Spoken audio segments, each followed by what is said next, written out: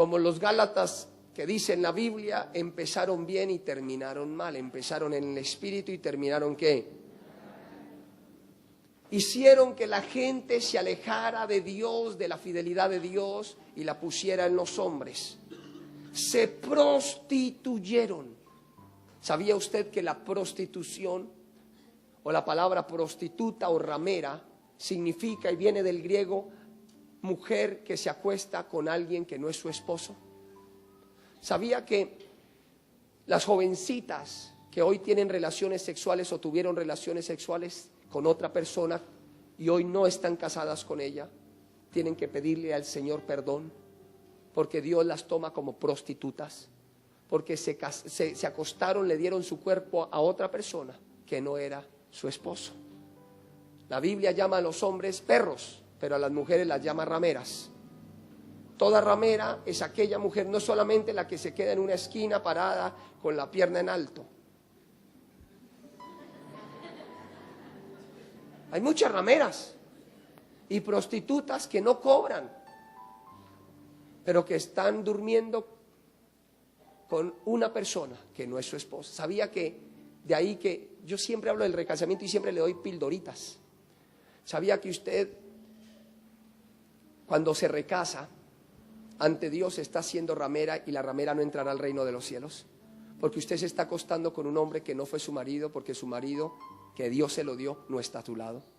Por eso Pablo dice, es mejor quedarse sola o reconciliarse que quedarse con otro, porque estás dándole tu cuerpo a alguien que no es tu esposo, y eso se llama ser ramera. Por eso hoy le dije, discúlpeme, pero tengo que hablarle claro, porque solo la verdad lo va a hacer libre. Cuando usted se acuesta como hombre con otra mujer, usted es un perro, y los perros estarán fuera, dice la Biblia. Porque perro es aquel, uno dice, ay, usted es más fiel que un perro. No, los perros no son fieles, hermano. Usted mira que hay una perra en celo y se olvida del que le da comida. Entonces, las muchachas, por eso hay que tener cuidado, las jovencitas, cierren esas piernas. El día que usted se acueste con alguien es porque ese es tu esposo.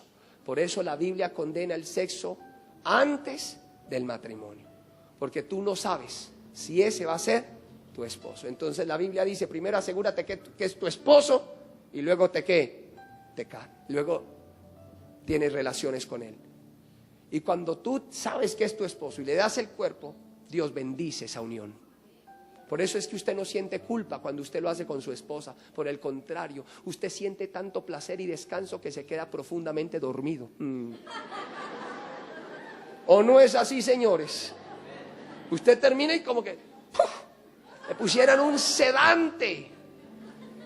La mujer puede irse al baño, lavarse los dientes, hacer lo que sea, pues usted ya está hasta el otro día.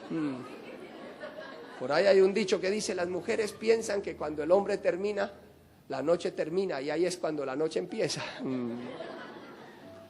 Pero por eso hay paz, por eso no hay desasosiego, porque cuando usted está con su esposa, Dios bendice esa unión. Cada vez que usted tenga relaciones sexuales con su esposa, usted tiene que ver que Dios lo está bendiciendo. Hágale que Dios lo bendice, hermano. Sus hijos nacen en bendición. Hacer las cosas al derecho es una bendición, hermano. El problema es cuando las cosas se empiezan a torcer. Ahí es donde la Biblia habla de la prostitución, la Biblia habla de las sectas, de las herejías.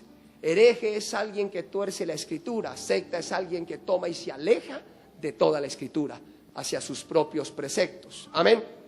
Entonces, dice la Biblia que Babilonia corrompió a la gente, dejó que la gente dejara de adorar a Dios y adorara y se corrompiera y se volviera una sociedad secular. ¿Qué es lo que dice la Biblia? ¿Por qué está hablando del catolicismo? Más adelante le voy a explicar en el capítulo 17 acerca del catolicismo. ¿Sabía usted que los católicos, de hecho yo iba a hacer mi máster en el Vaticano? Lo que pasa es que mi mamá no me dejó, pero me dijo, usted se va a volver un hereje. De hecho, sabía que la doctrina cristiana partió del catolicismo. ¿Cómo así, pastor?